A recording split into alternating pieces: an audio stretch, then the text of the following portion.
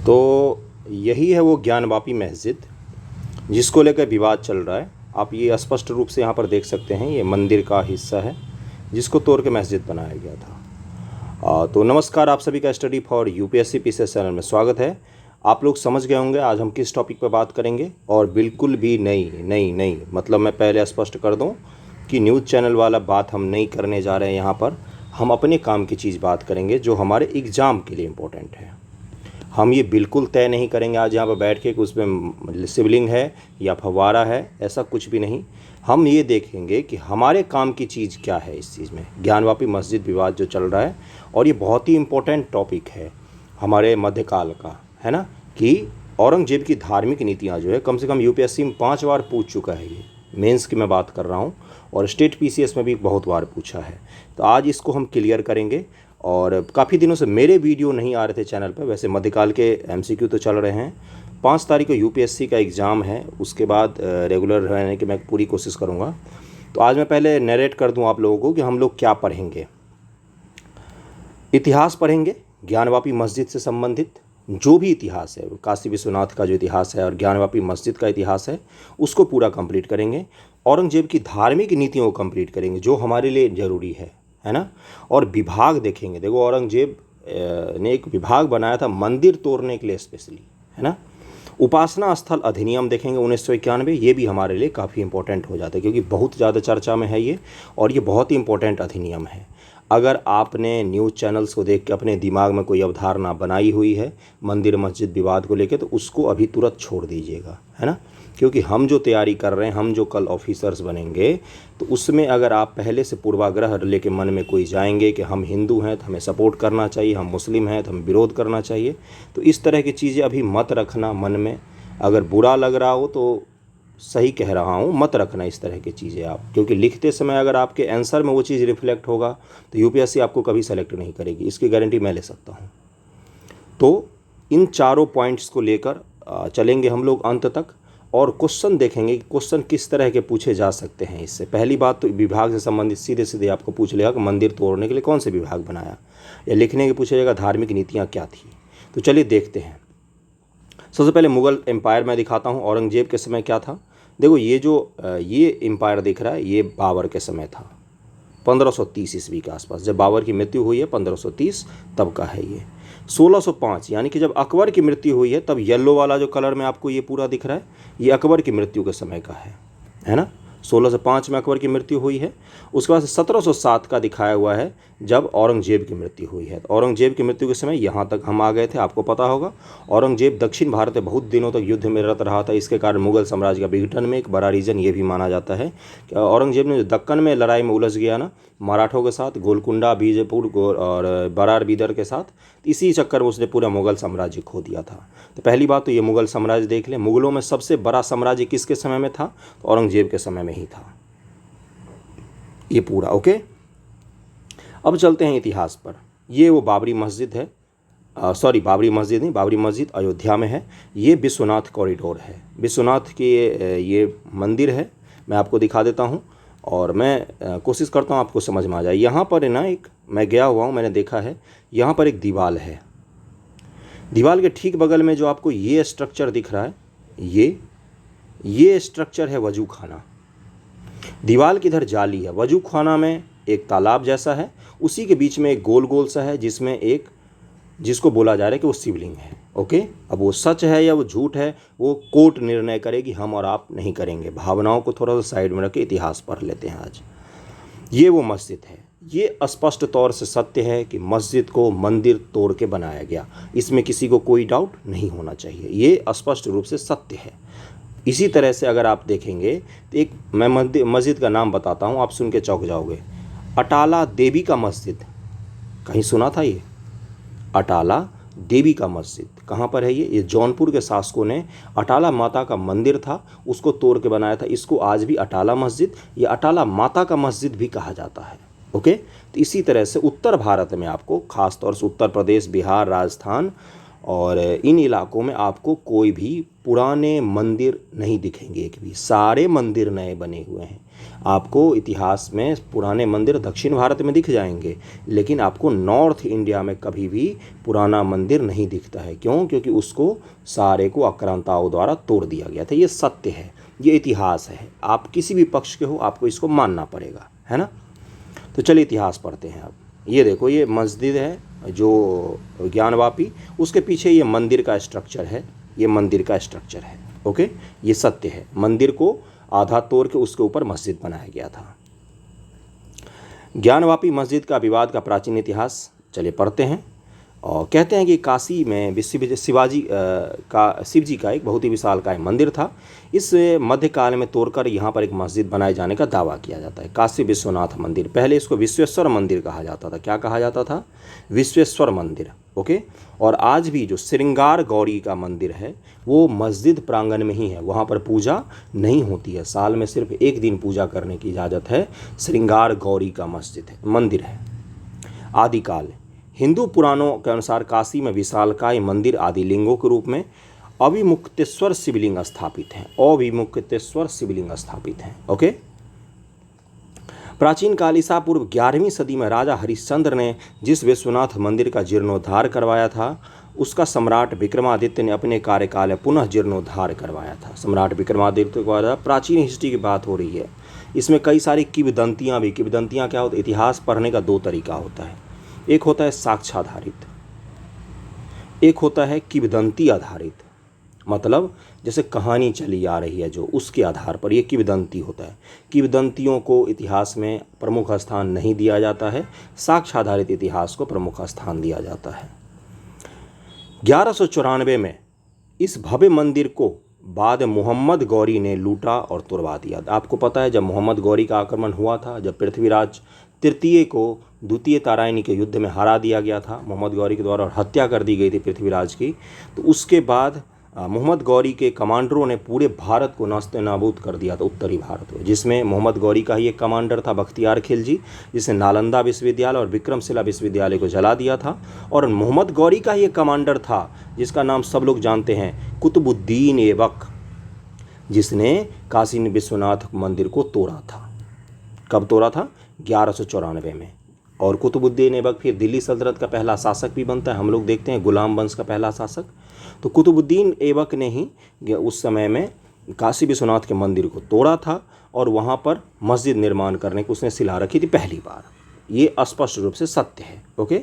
इसके साथ ही कुतुबुद्दीन ऐबक के समय में ही, मोहम्मद गौरी के समय में ही, जो राय पिथौरा है दिल्ली के पास, जो आप कुतुब मीनार देखते हो, जो कुतुब मीनार का परिसर है, वहाँ पर एक विष्णु मंदिर था जिसको तोड़कर कुतुब कॉम्प्लेक्स बनाया गया था। ओके, ये भी सत्य है। कुतुब मीनार पर अगला वीडियो आएगा, क्योंकि कुतुब मीनार चर्चा मुझसे क्वेश्चन स्थापत्य कला में पूछ सकता है। ओके। 1447 में मंदिर को स्थानीय लोगों ने मिलकर फिर से बनाया, 1447 में, परंतु जौनपुर के सरकी सुल्तान महमूद शाह द्वारा तोड़ दिया गया। इनके नाम जरूर याद रखना भाई लोग। और मस्जिद बनवाई गई। हालांकि इसको लेकर इतिहासकारों मतभेद है, ये कई इतिहासकारों को हर चीज़ को लेकर मतभेद होता है, लेकिन ये सत्य है। 1447 में महमूद शाह ने, जौनपुर का शासक जो था, उसने तुड़वा दिया था। जौनपुर को भारत का सिराज कहा जाता है। कला संस्कृति के क्षेत्र में उत्कृष्ट योगदान है इनका। मंदिर तोड़ के मस्जिद बनाने में भी उत्कृष्ट योगदान है इनका। मतलब कि समझ सकते हो आप। अटाला देवी का मस्जिद था जिसको तोड़कर उन्होंने मंदिर बनवा दी वहाँ पर महमूद शाह द्वारा। ये सत्य है। ओके। 1585 में पुनः राजा टोडरमल, 1585 किसका काल है? तो ये अकबर का काल है। और अकबर मुगल वंश के और भारत के महानतम सम्राटों में इसकी गणना इसीलिए होती है क्योंकि मुस्लिम शासक होते हुए भी इसने मंदिर तुड़वाने नहीं, बनवाने का काम किया था। इसने एक दीन इलाही शुरू किया था। दीन इलाही के तहत था कि सर्वधर्म समभाव की नीति, सारे धर्मों का सम्मान करना है। दीन इलाही को पालन करने वाले को छोटी लड़कियों से शादी करने पर मना किया गया था, गाय के मांस खाने पर मना किया गया था, मदिरा पीने पर मना किया गया था, दीन इलाही के तहत। आपको पता है दीन इलाही को अकबर ने शुरू किया था। अकबर उसका सबसे पहला वो था जो पालन करता था। उसके बाद बीरबल भी दीन इलाही का पालन करता था, धर्म को अपनाया था। तो उसी के समय में टोडरमल की सहायता से पंडित नारायण भट्ट द्वारा इस स्थान पर फिर से एक भव्य मंदिर का निर्माण किया गया। भव्य मंदिर का निर्माण पहली बार किसके समय में हुआ? मुगलों के समय में हुआ। मुगल काल में अकबर के समय में वहाँ पर एक भव्य मंदिर का निर्माण करवाया। ज्ञान वापी का क्या मतलब होता है? ज्ञान का कुआं होता है। जो जिस कुएं को लेकर विवाद चल रहा है, जिस तालाब को लेकर विवाद चल रहा है, बोला जाता है उस तालाब का पानी का स्रोत गंगा जी हैं, जहाँ से गंगा जी से खुद उसमें पानी अपने आप आता है। जिसमें अभी फव्वारे की बात की जा रही है, कुछ लोग शिवलिंग की बात करते हैं। दोनों ही पक्ष अपनी जगह सही हो सकते हैं, इसका निर्णय कोर्ट करेगा, हम नहीं करेंगे। 1632 में मंदिर को शाहजहां ने आदेश पारित कर इसे तोड़ने के लिए सेना भेज दी। कब? 1632, ये शाहजहां काल है। औरंगजेब की जो धार्मिक नीतियां हैं, कट्टर धार्मिक नीतियां हैं, उसकी शुरुआत अगर आपको पूछेगा तो किसके समय में हो गई थी? तो शाहजहां के समय में ही हो गई थी। एकमात्र शासक है पूरे मुगल सल्तनत और दिल्ली सल्तनत मिला के मात्र एकमात्र शासक है, वो है अकबर, जिसकी धार्मिक नीतियाँ कट्टरता पर कभी भी निर्भर नहीं रही। राजनीतिक रूप से वो हमेशा धार्मिक रूप से स्वतंत्र रहा। ओके, तो शाहजहां के आदेश पारित कर इसे तोड़ने के लिए सेना भेज दी। सेना हिंदुओं के प्रबल प्रतिरोध के कारण विश्वनाथ मंदिर के केंद्रीय मंदिर को तोड़ नहीं सकी, लेकिन काशी के 63 अन्य मंदिरों को तोड़ दिया गया। ओके, 63 मंदिरों को तोड़ा गया काशी के। 1669 18 अप्रैल 1669 को औरंगजेब ने काशी विश्वनाथ मंदिर को ध्वस्त करने का आदेश दिया। यह फरमान एशियाटिक लाइब्रेरी कोलकाता में आज भी सुरक्षित है। तो अगर कोई बोलता है कि नहीं मंदिर नहीं तोड़ा गया था, तो वो झूठ बोल रहे हैं, क्योंकि प्रमाण है हमारे पास। और मैं आपको 2 चीज़ यहाँ पर बताऊँगा जिसको आप नोट करके रख लेना, ये पूछ सकता है। एक किताब का नाम बता रहा हूँ, मासरे आलमगीरी। आलमगीरी पता है आपको किसको कहा जाता है? आलमगीरी कहा जाता है औरंगजेब को। आलमगीर किसका नाम है? औरंगजेब का। मासरे का मतलब होता है आदेश। क्या होता है? आदेश। औरंगजेब के जितने आदेश हैं उन सबको एक करके एक लेखक हैं साकिब मुस्तैद खान। कौन है? साकिब मुस्तैद खान। साकिब मुस्तैद खान द्वारा मासरे आलमगीरी नामक एक बुक लिखी गई है, जिसमें औरंगजेब के जितने आदेश हैं उन सबको संकलित करके क्रोनोलॉजी में सजाया गया है, डेट वाइज। ये बुक बहुत इंपॉर्टेंट है। इसी के आधार पर पूरी की पूरी ये विवाद खड़ा हुआ है साकिब मासरे के आधार पर, क्योंकि साकिब मासरे लिखने वाले जो ये साकिब हैं, साकिब मुस्तैद खान जो हैं, जिन्होंने मासरे लिखा है, मासरे आलमगीरी, साकिब मुस्तैद खान एक स्वतंत्र इतिहासकार हैं। ये दरबारी कवि औरंगजेब के नहीं हैं, इसलिए इन्होंने जो लिखा है इसको प्रमाण माना जाता है कि ये आदमी सत्य बोल रहा है, जिसका नाम है साकिब। क्या नाम है इन लेखक का? इन लेखक का नाम है साकिब मुस्तैद खान। साकिब मुस्तैद खान द्वारा मासरे आलमगीरी नामक बुक लिखी गई। इसको नोट करके चिपका लेना, और ये पूछ सकता है। चलो भाई, अब मासरे आलमगीरी जो साकिब जी के द्वारा लिखा गया, उसका अनुवाद अंग्रेजी में, इंग्लिश में किसने किया है? तो आप लोगों ने उन इतिहासकार का नाम सुना होगा, जादूनाथ सरकार। जादूनाथ सरकार जी ने इसका इंग्लिश में अनुवाद किया। ये जो मासरे आलमगीर है, ये ओरिजिनली फारसी भाषा में लिखी गई है। ये भी नोट कर लेना, कई बार पूछता है। फारसी भाषा में लिखित पुस्तक मासरे आलमगीरी जो साकिब मुस्तैद खान द्वारा लिखी गई है, उसका इंग्लिश अनुवाद जादूनाथ सरकार द्वारा किया गया। इस बुक में बताया गया है कि 18 अप्रैल 1669 को औरंगजेब द्वारा 3 प्रांत, औरंगजेब के बोला गया कि इन 3 प्रांतों के सारे मंदिरों को तोड़ दो। कौन कौन से 3 प्रांत थे? तो मैं वो 3 प्रांत का नाम बता देता हूँ। पहला था थत्ता, पाकिस्तान का इलाका है थट्टा। दूसरा था मुल्तान, आप लोग जानते हो पाकिस्तान में हमारे बहुत सारे प्राचीन मंदिरों को तोड़ दिया गया है, मुल्तान।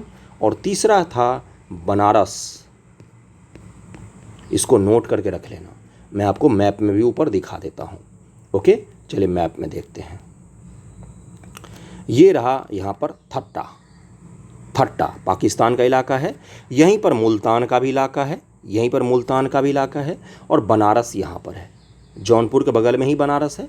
ये रहा बनारस, मैप में देख लिया। थट्टा, मुल्तान और बनारस के मंदिरों को तोड़ने का आदेश कब दिया गया? 18 अप्रैल कब दिया गया था? ये रहा मंदिर को 18 अप्रैल 1669। कहीं कहीं पर इसको 8 अप्रैल भी लिखा जाता है।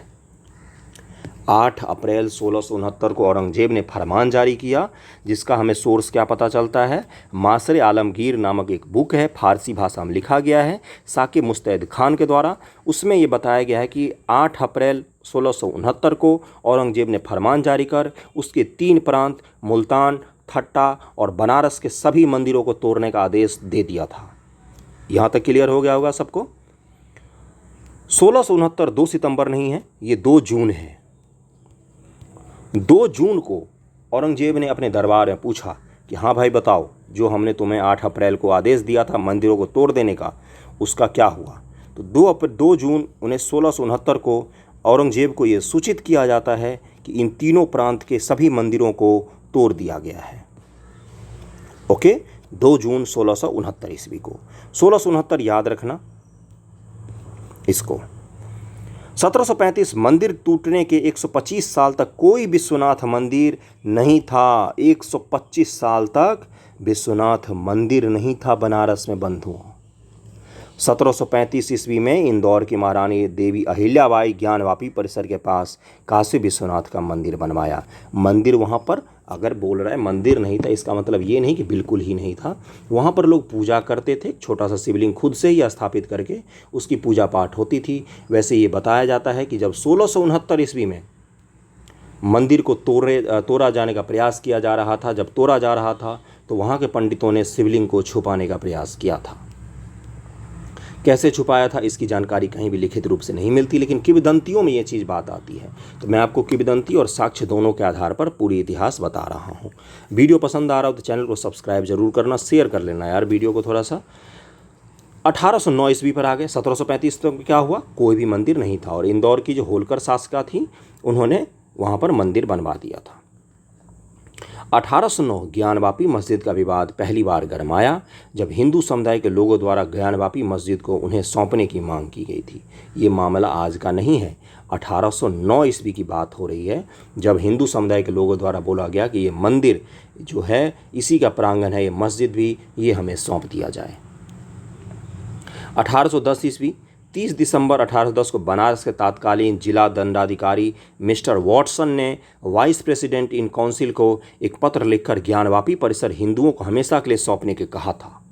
ये 1810 ये अंग्रेजों का ये लिखित इतिहास है हमारे पास, इसका डॉक्यूमेंट है।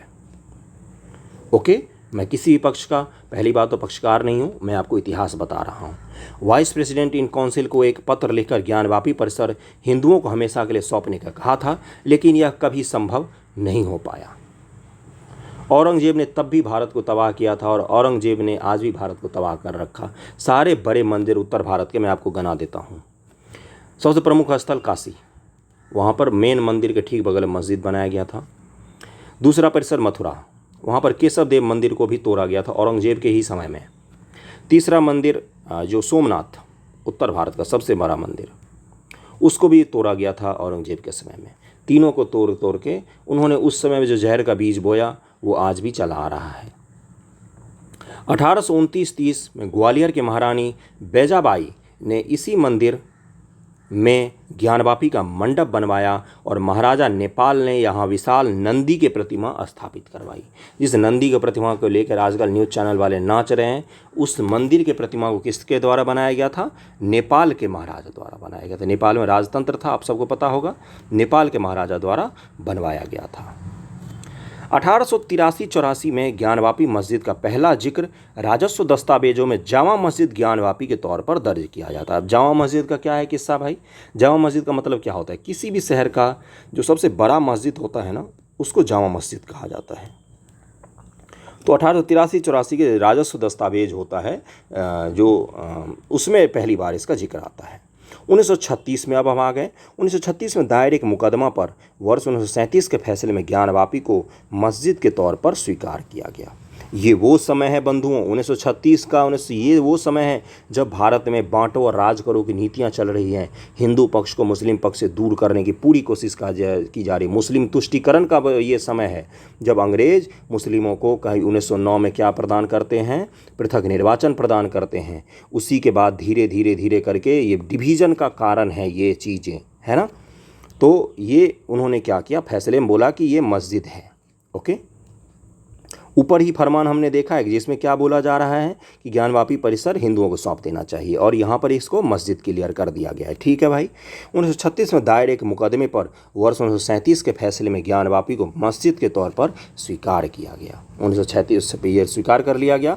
विश्व हिंदू परिषद ने कुछ राष्ट्रवादी संगठनों के साथ मिलकर 1984 की बात हो रही है, 1936 के बाद डायरेक्ट 1984 में आ जाओ, ज्ञानवापी मस्जिद का स्थान पर मंदिर बनाने के उद्देश्य से राष्ट्रव्यापी अभियान चलाया। ये 1984 का दौर क्या है, जब इंदिरा गांधी जी की हत्या हो गई थी और 1989 में जब वीपी सिंह की सरकार बनी थी, विश्वनाथ प्रताप उनका बना था सरकार। इसके बाद ना 1989 के बाद 1984-85 के आसपास से माहौल बनने लग गया था। किसका मंडल का सबको पता होगा मंडल का मंडल क्या था भाई। तो 1989 में 1984 में इन लोगों ने मांग की। इससे पहले क्या हुआ था, शाहबानों का मामला आप सुनते हैं, जिसके बाद राम मंदिर का मुद्दा गरमाया था। शाहबानों के साथ क्या हुआ था वो किस्सा सबको पता है। शाहबानों को उसके पति के द्वारा ट्रिपल तलाक दे दिया गया था, जो सुप्रीम कोर्ट में गई तो सुप्रीम कोर्ट ने उस फैसले को पलट दिया था कि ट्रिपल तलाक जायज़ नहीं है। तो उस समय के प्रधानमंत्री थे राजीव गांधी जी। उन्होंने संसद में बिल पारित करके बोला कि ट्रिपल तलाक जायज़ है और शाहबानों के साथ अन्याय हुआ था। ये मुस्लिम पक्ष के तुष्टीकरण की राजनीति थी। अब मुस्लिम पक्ष को जब खुश कर दिया राजीव गांधी, तो हिंदू पक्ष को खुश करने के लिए उन्होंने क्या किया, उन्होंने राम मंदिर जो है बाबरी मस्जिद, राम मंदिर का दरबार खुलाया और वहाँ पर पूजा पाठ शुरू हो गया था। आप सबको पता होगा ये। तो ये हिंदू मुस्लिम की राजनीति उस समय से देश में शुरू हो गई थी। तो जब 1989 में जब राजीव गांधी जी की सरकार गिरी, वीपी सिंह जी प्रधानमंत्री बने, तो उन्होंने मंडल कमीशन के सारी रिपोर्ट को लागू कर दिया। तो बीजेपी और अन्य जो दक्षिणपंथी पार्टियां थी उन्होंने कमंडल को शुरू किया। कमंडल यानी कि हिंदू मुस्लिम डिवीज़न शुरू किया, जिसके आधार पर जो भारत के प्राचीन स्थलें थे जिनको तोड़कर मस्जिद बनाई गई थी, चाहे वो काशी विश्वनाथ हो, चाहे वो बाबरी मस्जिद विवाद हो, चाहे वो मथुरा का केशव देव मंदिर हो, इन सब को उठाना शुरू किया इन लोगों ने। फिर हम देखते हैं कि बाद में जाके आडवाणी जी का रथ यात्रा शुरू होता है, जिसको बिहार में गिरफ्तार कर लिया था लालू प्रसाद यादव के द्वारा समस्तीपुर में। तो ये सब कहानी उसके बाद शुरू हो गई थी। और बाबरी मस्जिद का विध्वंस होता है 1991 में। उससे पहले एक उपासना स्थल अधिनियम बनता है। ये काफ़ी सारा डिटेल मैंने आपको बता दिया। चलो यहाँ पर आ जाते हैं। तो राष्ट्रव्यापी अभियान शुरू हो गया। 1991 में हिंदू पक्ष की ओर से हरिहर पांडे, सोमनाथ व्यास और प्रोफेसर राम रंग शर्मा ने मस्जिद और संपूर्ण परिसर में सर्वेक्षण उपासना के लिए अदालत में एक याचिका दायर कर दी। अब याचिका खेल शुरू हो गया।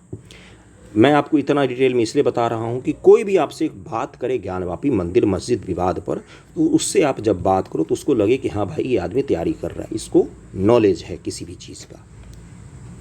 1991 मस्जिद सर्वेक्षण के लिए दायर की गई याचिका के बाद संसद ने उपासना स्थल कानून बना दिया। जब याचिका दायर की गई तो संसद ने, उस समय कौन थे, नरसिंह राव जी की सरकार थी, उन्होंने उपासना स्थल कानून पारित कर दिया और जवादेश दिया गया कि 15 अगस्त 1947 पहले अस्तित्व में आए किसी भी धर्म के पूजा स्थल को किसी दूसरे में नहीं बदला जा सकता है। इसको उपासना स्थल अधिनियम कहा जाता है। ये भी हम डिटेल में पढ़ेंगे अभी आगे। 1993 में क्या हुआ, विवाद के चलते इलाहाबाद हाई कोर्ट ने स्टे लगाकर यथास्थिति कायम कर दी कि जो जैसे है वैसे ही रहेगा, जहाँ मंदिर है वहाँ मंदिर रहेगा, जहाँ मस्जिद है वहाँ मस्जिद रहेगा। 1998 में कोर्ट ने मस्जिद के सर्वे की अनुमति दी, जिसे मस्जिद प्रबंधन समिति ने इलाहाबाद हाई कोर्ट में चुनौती दी। इसके बाद कोर्ट द्वारा सर्वे की अनुमति रद्द कर दी गई।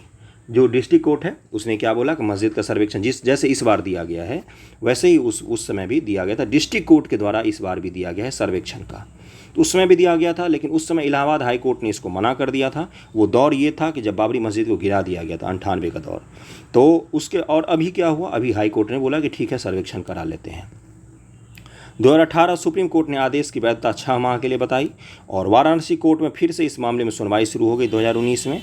2021 में कुछ महिलाओं द्वारा कोर्ट में याचिका दायर की गई इसी साल, पिछले साल, कि जिसमें मस्जिद परिसर में स्थित सिंगार गौरी मंदिर में पूजा करने की आज्ञा मांगी और सर्वे की मांग की गई। फास्ट ट्रैक कोर्ट ने ज्ञानवापी मस्जिद के पुरातात्विक सर्वेक्षण की मंजूरी फिर से दे दी। पुरातात्विक सर्वेक्षण की 2022 में कोर्ट के आदेश अनुसार ज्ञानवापी मस्जिद के सर्वे का काम पूरा हुआ और अब सुनवाई शुरू हो गई। तो ये था पूरा इतिहास हमने पढ़ा। अब हम चलते हैं कि जो औरंगजेब था उसकी धार्मिक नीतियाँ क्या थी। औरंगजेब की धार्मिक नीतियां उत्तर भारत और राजपूत काल का है पूरा। आप पता ही आपको, शाहजहां के 4 बेटे थे, एक था दारा शिकोह, फिर औरंगजेब था और मुराद था और शुजा था। इन सबको मार के औरंगजेब शासक बना था। औरंगजेब ने इन सबको, जब दारा शिकोह को ख़त्म कर रहा था, दारा शिकोह उदार शासक माना जाता है जिसने उपनिषद और इस्लाम धर्म में जो संबंध हैं उसको स्थापित करने का कोशिश किया था, है ना। और ये सिलसिला सूफीज़म और हिंदुइज़म और इस्लाम, इन तीनों को एक करके एक किताब लिखने की कोशिश कर रहा था। ये काफ़ी सारा पैसा ये रिसर्च पर खर्च करता था दारा शिकोह, और इसी को शाहजहां ने अपना उत्तराधिकारी भी घोषित किया था, लेकिन औरंगजेब द्वारा इसकी हत्या कर दी गई। इसकी हत्या किस आधार पर की गई कि ये इस्लाम का दुश्मन है। इस चीज़ को याद रखना, ये औरंगजेब के पूरे राज्य साम्राज्य का बेसिक था इस्लामिज़म, है ना। तो जब पहली बार उसने दारा शिकोह को इस्लाम का शत्रु बनाकर माना, तो क्या इससे ये नहीं स्पष्ट होता कि ये मंदिर जब तुड़वा रहा होगा तो इसके पीछे इसकी नीति क्या रही होगी कि खुद को, जो सो कॉल्ड इस्लामिक कट्टरपंथी लोग थे उस समय, उनके सामने खुद को बड़ा दिखाना। समझ रहे हो ना। तो जो बैठा ही किसी की हत्या करके इस्लाम के नाम पर, वो अपने नीतियों में तो उस चीज़ को जारी रखेगा ही ना। शुजा और औरंगजेब खाजवा की लड़ाई में हुआ, जिसमें शुजा को ख़त्म किया इसने। दारा और औरंगजेब 29 मई 1658 सामूगढ़ की लड़ाई हुई। मुराद को धोखे से ग्वालियर जेल में बंद किया, जहां उसकी हत्या करवा दी। सबको निपटा दिया इसने।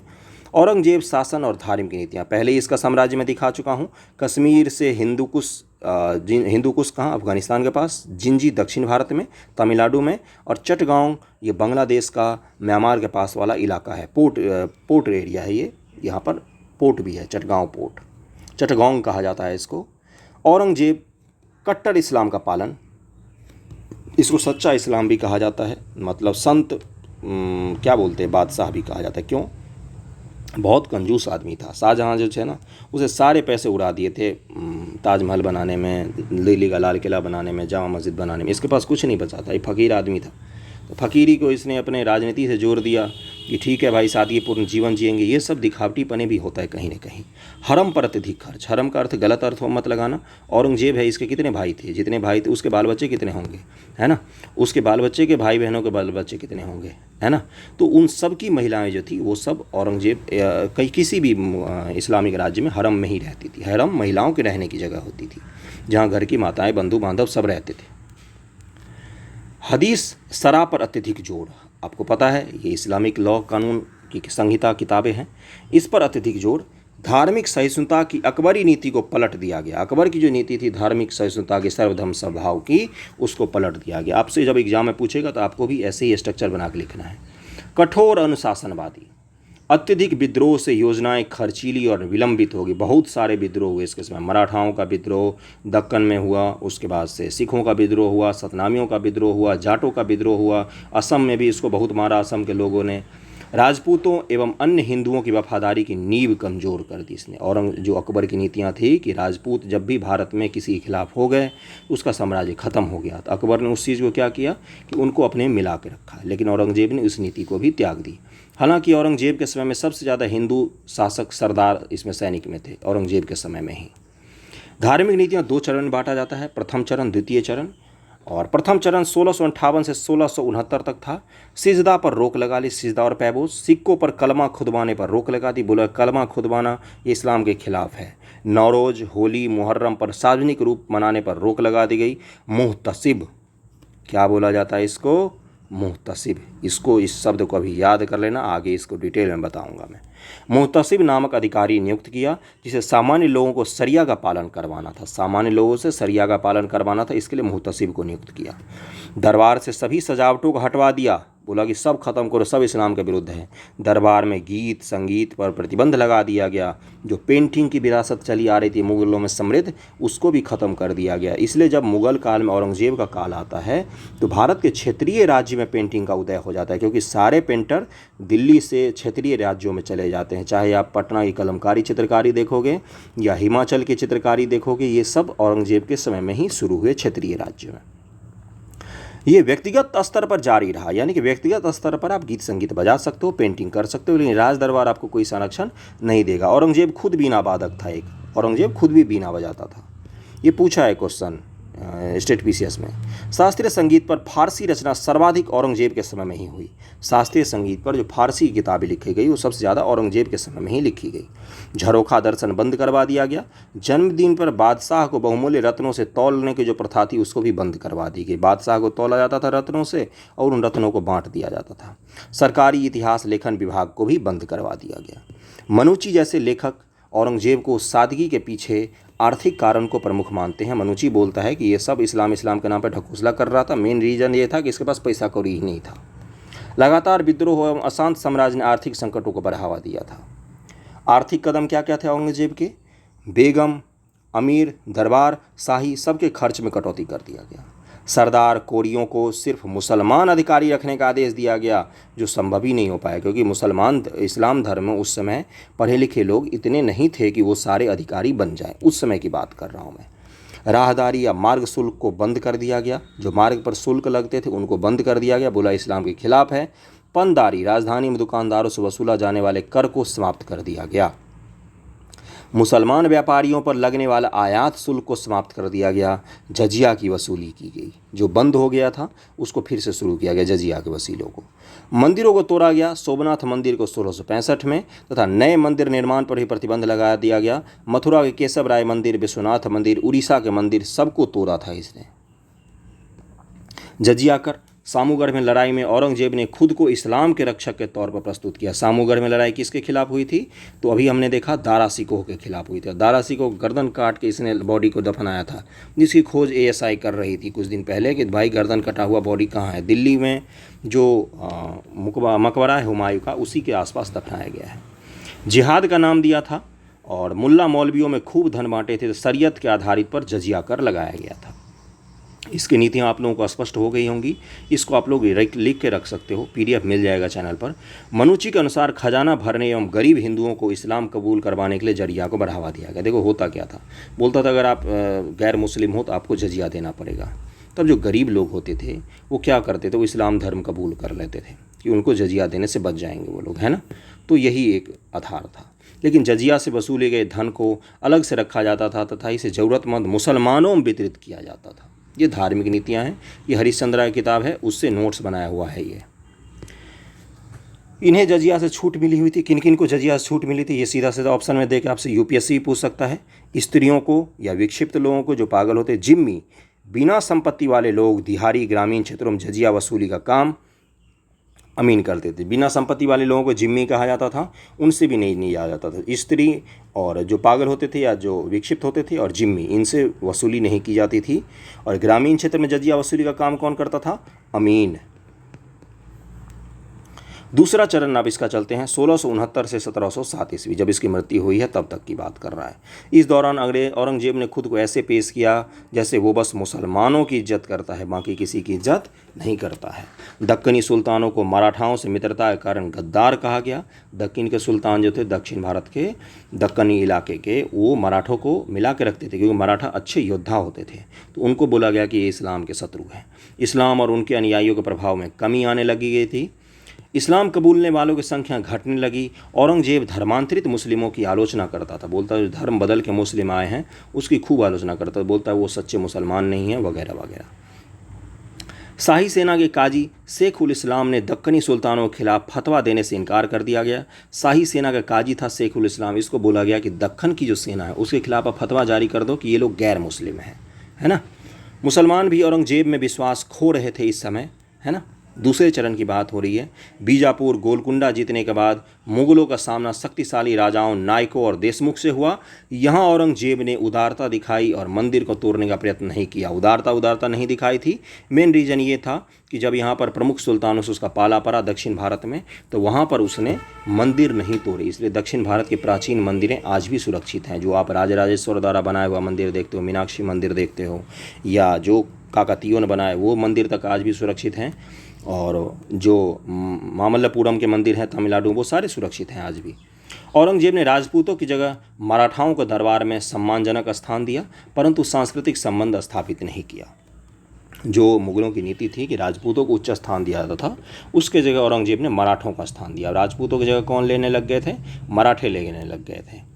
जाट और सतनामियों का भी विद्रोह हुआ इसके समय में। जाट यमुना किनारे बसे खेतिहर किसान होते थे, खुदकास्ट किसान, अन्याय के खिलाफ संघर्ष करने वाले लोग होते थे, कभी बर्दाश्त नहीं करते थे।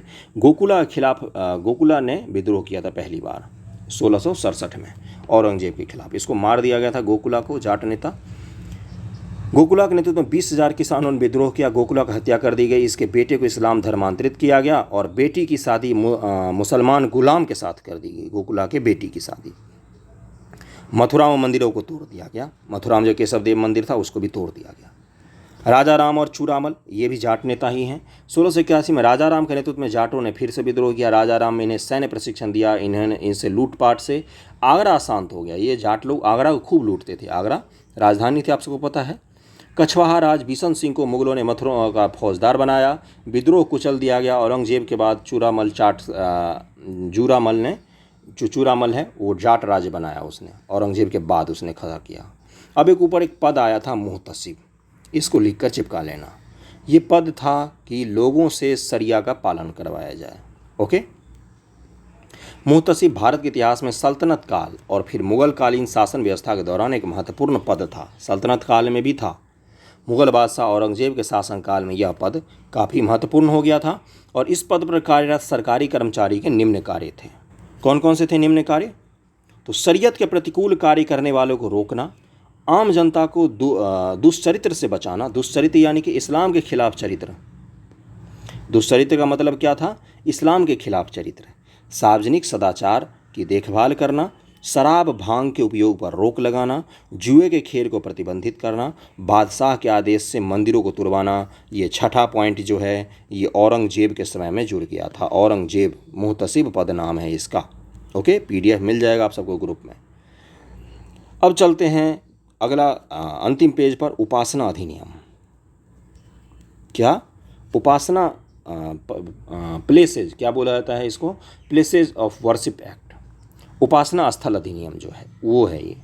इसमें क्या बोला गया? देखो, जब 1990 के आसपास से मामला गरमाने लग गया पूरे भारत में, तो उस समय प्रधानमंत्री थे नरसिंह राव जी। ये भी पूछ सकता है आपसे यूपीएससी की, उपासना स्थल अधिनियम जब बनाया गया उसमें भारत के प्रधानमंत्री कौन थे? यूपीएससी पूछ सकता है, क्योंकि उसने पूछा लैंड रिफॉर्म एक्ट जिसके समय बनाया गया उसमें प्रधानमंत्री कौन थे? जवाहरलाल नेहरू थे। देख लेना, 2019 के पेपर का क्वेश्चन है यूपीएससी का। तो इस अधिनियम की धारा 3 के तहत, उपासना स्थल अधिनियम 1991, धारा 3 के तहत किसी पूजा के स्थल या उसके एक खंड को अलग धार्मिक संप्रदाय की पूजा के स्थल में बदलने पर प्रतिबंध लगा दिया गया। जो धार्मिक स्थल जैसा है वो वैसा ही अपने स्वरूप में बना हुआ रहेगा, उसको किसी और धर्म में परिवर्तित नहीं किया जा सकता है। यह अधिनियम राज्य पर एक सकारात्मक दायित्व भी प्रदान करता है। राज्य को, यानी कि हमारा जो स्टेट है, यानी कि भारत एक स्टेट, जो सरकारें हैं हमारी हैं, यूपी की जो सरकार हैं या भारत की सरकारें हैं, बिहार की सरकार हैं, उनको स्टेट भी कहा जाता है। आर्टिकल 12 वाला स्टेट, वह स्वतंत्रता के समय मौजूद प्रत्येक पूजा स्थल के धार्मिक चरित्र को बनाए रखे। 1947 में जो हमारे धार्मिक स्थल थे, चाहे कोई मस्जिद हो चाहे कोई मंदिर हो, वो वैसे के वैसे ही अपने नेचर में बने रहेंगे। ऐसा नहीं होगा कि मंदिर को तोड़कर मस्जिद बनेगा या मस्जिद को तोड़कर मंदिर बनेगा। सभी धर्मों में समानता बनाए रखने और संरक्षित करने के विधायी दायित्व राज्य की है, राज्य की स्टेट की है। एक आवश्यक धर्मनिरपेक्ष विशेषता सेकुलर फीचर है, यह भारतीय संविधान की मूल विशेषताओं में से एक है। ओके। छूट किसको दिया गया इस एक्ट के तहत? इस एक्ट के तहत छूट जिसको दिया गया उसी को लेकर सबसे ज़्यादा विवाद है। अयोध्या में विवादित स्थल को अधिनियम से छूट दी गई थी, इसलिए इस कानून को लागू होने के बाद भी अयोध्या मामलों पर मुकदमा लड़ा जा सका। अयोध्या के स्थल को छूट दी गई थी। क्यों दी गई थी भाई? यह अधिनियम किसी भी पूजा स्थल पर लागू नहीं होता है जो एक प्राचीन ऐतिहासिक स्मारक या प्राचीन स्मारक हो अथवा पुरातात्विक स्थल हो, और अवशेष अधिनियम 1958 जो आर्कियोलॉजिकल साइट ऑफ का जो एक्ट है 1958 का, उसके तहत इसको कवर प्राप्त था अयोध्या के परिसर को, इसलिए उसको इससे छूट दी गई थी। तो ये था हमारा लेक्चर जो ज्ञानवापी परिसर पर। हमने देखा कि इतिहास क्या था ज्ञानवापी का, फिर देखा कौन सा पद बनाया गया था, मुहतसिब का पद, फिर औरंगजेब की धार्मिक नीतियाँ जो आपके मेंस के लिए बहुत इंपॉर्टेंट होगी और प्री एग्ज़ाम के लिए भी, उसको देखा। फिर हमने देखा एक किताब का नाम जिसका नाम था मासरे आलमगीरी, जिसको लिखा है साकिब मुस्तैद खान के द्वारा, जिसका अंग्रेजी में अनुवाद किया जदुनाथ सरकार के द्वारा। इस किताब को देखा हमने। और उससे पहले पूरा डिटेल इतिहास देखा। आपको वीडियो कैसा लगा ज़रूर बताना, कमेंट करके फीडबैक ज़रूर देना। और 5 तारीख के बाद रेगुलर वीडियो आने लगेंगे हमारे। उसके बाद हम पढ़ाई शुरू करेंगे सिलेबस वाइज, यूपीएससी और स्टेट पीसीएस दोनों के लिए। बीपीएससी री एग्जामिनेशन की भी तैयारी फिर से करेंगे हम लोग इसी चैनल पर। तो अभी मध्यकाल का वीडियो चल रहा है, उसको आप ज़्यादा से ज़्यादा देखें और शेयर करें, ठीक है। Thank you so much.